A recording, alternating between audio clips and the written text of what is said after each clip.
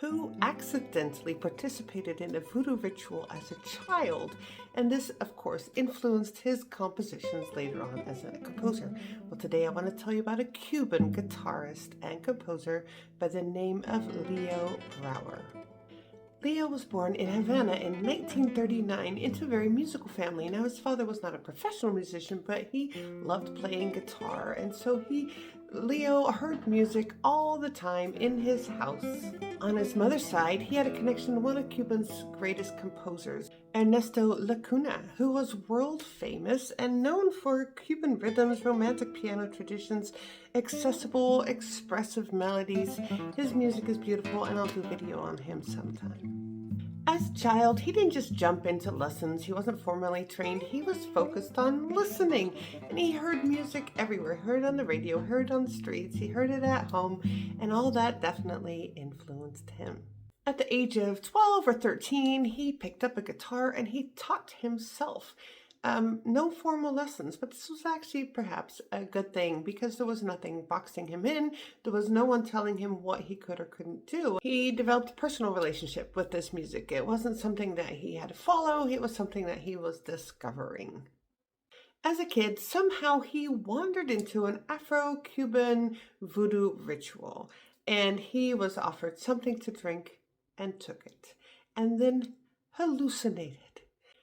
And of course he saw all kinds of things, but what this did was it changed how he heard the world. From that point on, rhythm was something that was physical and spiritual. For him, music was something that was tied to ritual, trance, identity. It was the core of everything. It's what holds everything together. So now sound is not just sound. Sound is an experience. Sound is shared. So he was self-taught, but boy, was he good. And he was offered a scholarship to Juilliard.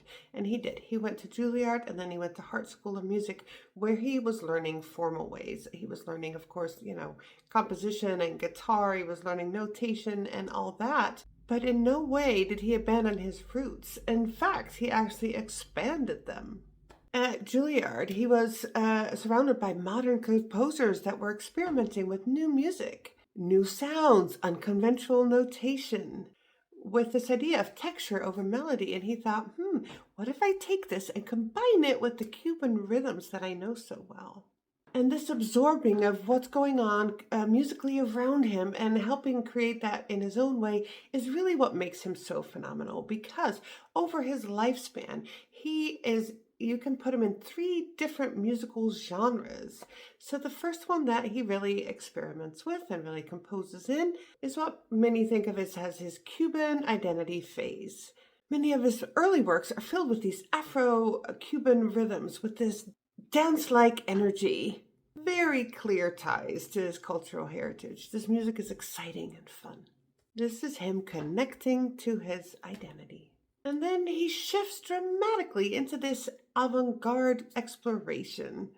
His music becomes very abstract, very experimental, sometimes a little bit difficult to listen to.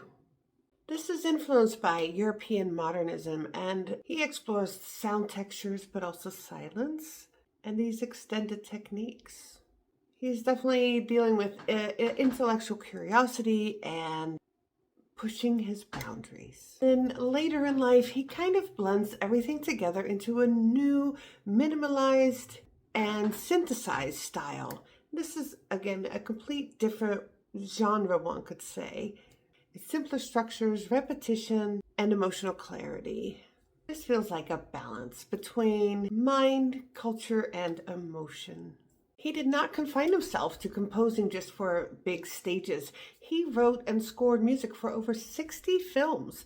This would reach broader audiences, but it also kind of was a way that he could experiment himself because he was somewhat confined to whatever the movie needed. And it really worked perfect for him because he really wanted people to feel his music, not analyze it. And composing a score is all about setting the emotion, the tone for that scene. But he was not just a guitarist and a composer and a film scorer, he was also a conductor. He conducted some of the most amazing symphonies that we have. He conducted for the BBC Symphony, he conducted the Berlin Philharmonic. Then in 1969, he founded the Sound Experimentation Group. And this group, there were young Cuban musicians, and they got together and they were trained in composition and in film scoring and definitely in experimental techniques. He did not just want to create his own stuff, he wanted to build a future for others to explore their voices. In 1987, he was named an honorary member of UNESCO. He joined artists like Yehudi Menuhin, Ravi Shankar. And so this really points out that he wasn't just a Cuban composer, just a Cuban, that's just a musician. He was this global, culturally important voice. He just celebrated his 87th birthday. He is still alive. He's still involved in the music world. And he has taught us a lot. One, that we don't have to stick to one thing. It's allowed to change over time as we ourselves evolve, as the world around us evolves, without losing our own identity, without the fear of losing our own voice. You do not need to choose between tradition and innovation, and you don't have to stay the same to be authentic. Anyway, go listen to something by Leo Brouwer.